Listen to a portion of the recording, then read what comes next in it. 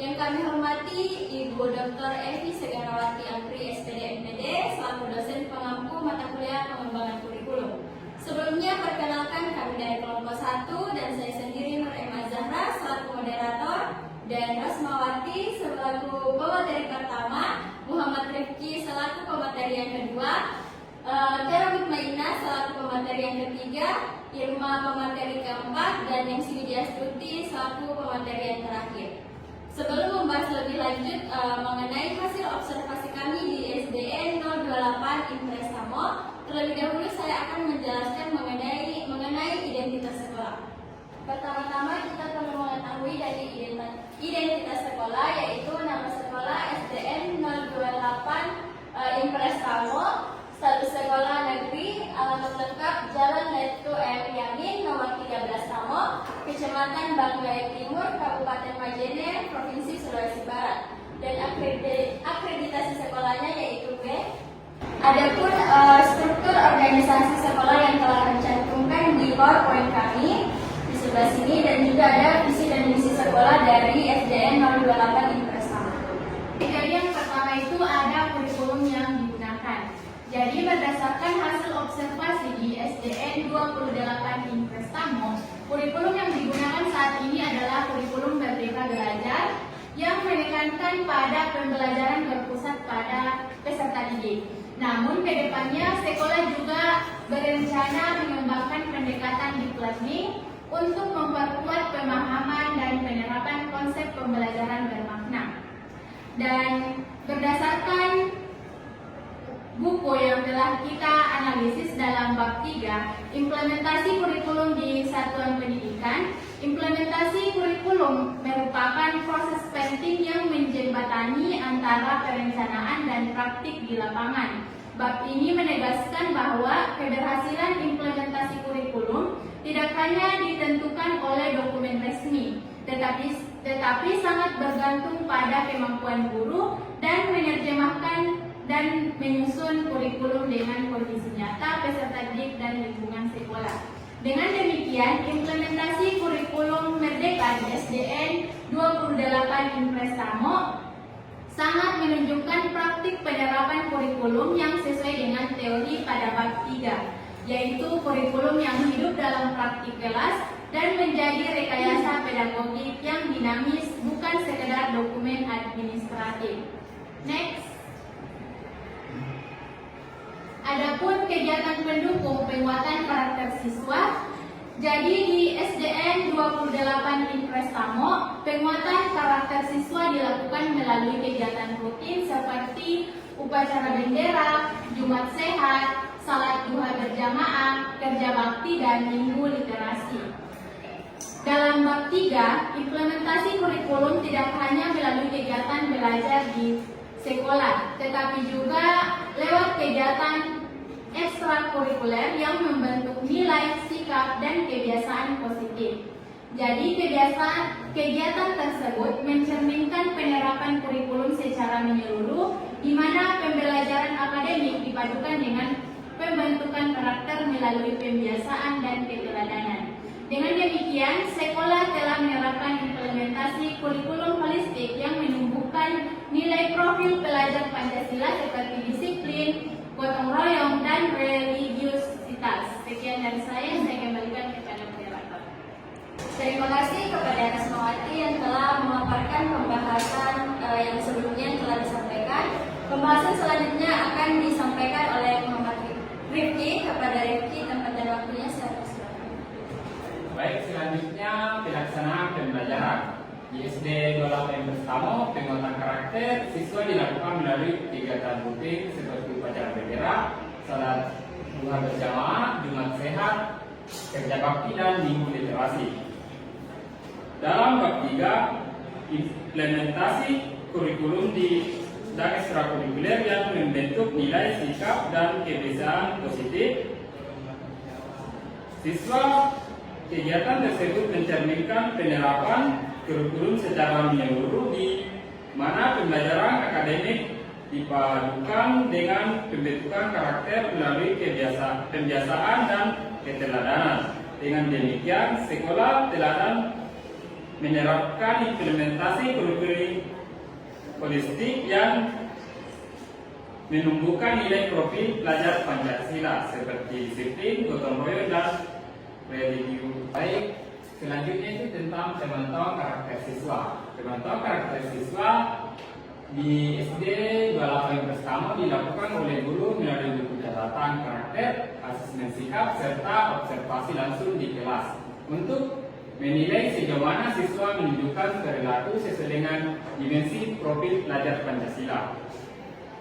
Dalam bab 6, penerapan kurikulum yang harus dilandaskan prinsip fleksibilitas, berkelanjutan, dan keterpaduan. Guru tidak hanya menilai sikap akademik, tetapi juga perkembangan sikap, nilai, dan kepribadian siswa secara berkelanjutan. Dengan cara ini, sekolah telah menerapkan prinsip penerapan kurikulum yang komprehensif, di mana pendidikan karakter menjadi bagian terpadu dari proses belajar mengajar, bukan kegiatan tambahan semata.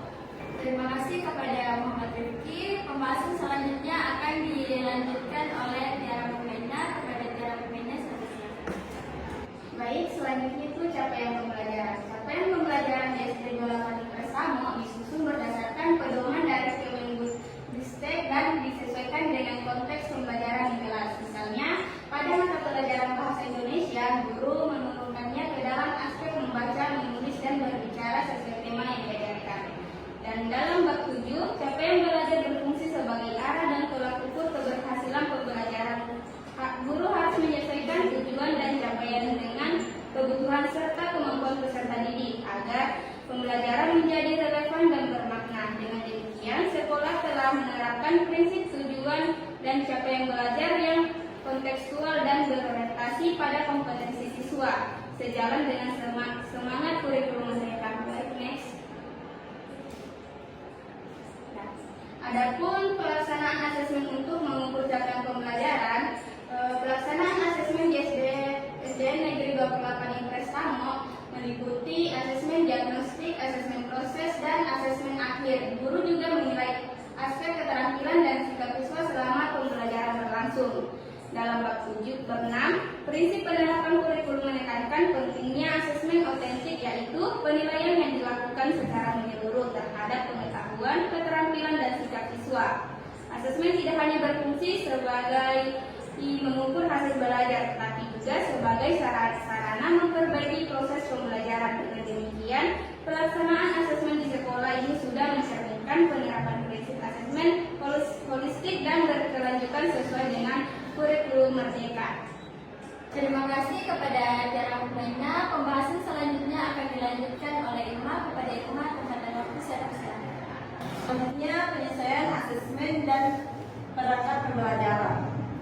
Guru di SDN 28 Impres Tamo menyesuaikan asesmen dan perangkat pembelajaran dengan kebutuhan serta karakteristik siswa.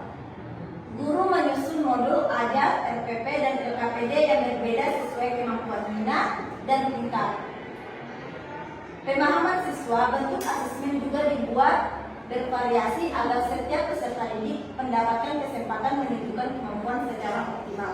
Dan alur tujuan pembelajaran ATP berdasarkan capaian pembelajaran CP, guru di SD 28 Impres Tamo menyusun alur tujuan pembelajaran ATP berdasarkan capaian pembelajaran CP yang diterapkan oleh penyusunan di awal dengan menentukan tujuan pembelajaran PP yang sesuai dengan CP, kemudian dikembangkan menjadi langkah-langkah kegiatan belajar yang sistematis dan relevan dengan kemampuan siswa. Bab 7, tujuan pembelajaran merupakan arah utama yang menuntut seluruh kegiatan belajar, sedangkan ATP berfungsi menjabati antara CP dengan kegiatan pembelajaran nyata di kelas. Guru perlu menyusun ATP secara dan konseptual agar capai pembelajaran dapat diarahkan secara terhadap. Kepada Irma, selanjutnya penyampaian berikutnya akan disampaikan oleh Desi Astuti. Kepada Desi Astuti, saya persilakan. Bentuk alur tujuan pembelajaran atau ATP yang dimodifikasi sesuai dengan kebutuhan dan karakter siswa.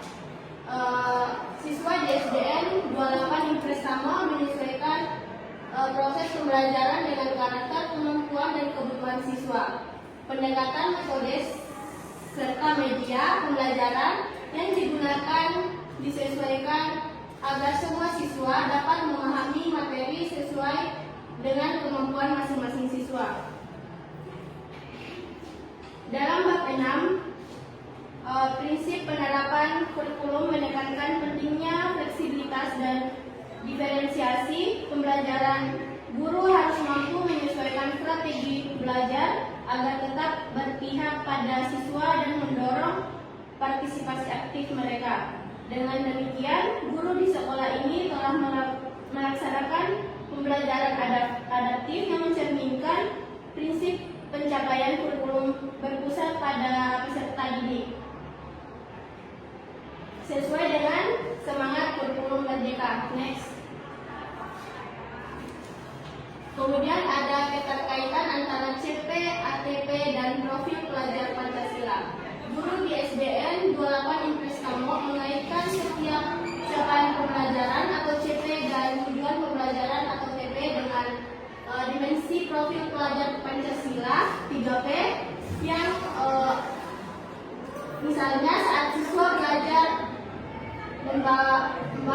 memahami teks, guru menanamkan nilai bernalar kritis, mandiri, dan gotong royong. Dalam bab